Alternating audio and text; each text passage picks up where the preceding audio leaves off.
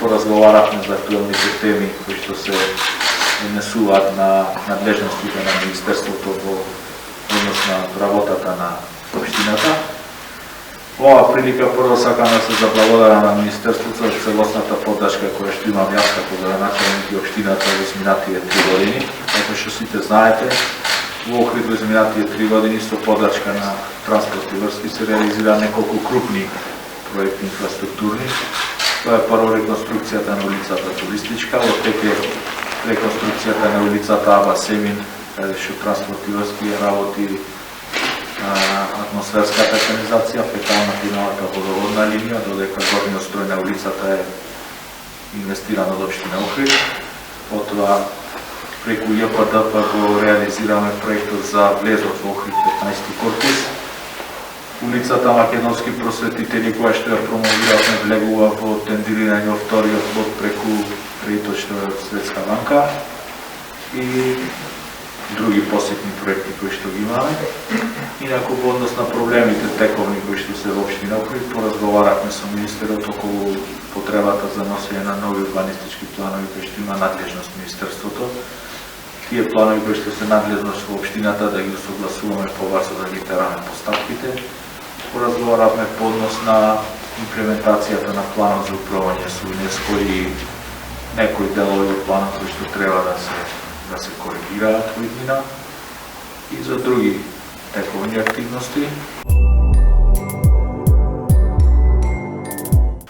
Било ми е што денес сум во прва официјална посета на општина Охрид, да се видам со градоначалникот, со секторот урбанизам и да поразговараме за сите актуелни теми, интересни теми, теми за кои што вреди да се дискутира и вреди да се носат и одлуки и да се носат решенија во интерес на граѓаните. Како што каже и градоначалникот, навистина имаме доста заеднички точки, проекти на кои што работиме и улицата Македонски просветители, која што е една од главните артерии во градот, е приоритет на општината, доставена до нас и е влезена во вториот тендер на проектите од Светска банка. Тоа што го видовме навистина дека е убаво проектантско решение, кое што ќе биде навистина пример за нашиот туристички Охрид, така што за привлекување и на туристи, едно модерно решение кое што навистина ќе биде предизвик да се реализира. Од друга страна работиме на поддршка и на делот на аспектот на водоводи и канализации во градот, на влезот на градот, исто така транзитната улица.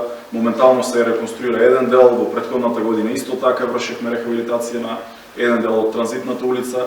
Зборувавме за рехабилитација на патот кон Светинаум, да видиме дел од оваа делница исто така да влезе во програмите на јавното претпријатие за државни патишта со цел да овозможиме регионот подобро да функционира и секако во делот на нашите постапки за автопатот Кичево-Охрид, кој што е врвен приоритет на Министерството и на владата. Тоа е нешто кое што уште од самиот старт се работеше претходно, секако Министерството и јавното претпријатие за државни патишта. Се отклонија денеска сите проблеми на тој автопат, да речем крупните, големите проблеми. Имаме готова сега проектна документација со испроектирани 8 клучки кои што изостануваат, со нови косини, со сите оние дополнителни препроектирања кои што беа. Инаку за информација на Охриѓани, 25% од трасата Кичево-Охрид е репроектирана.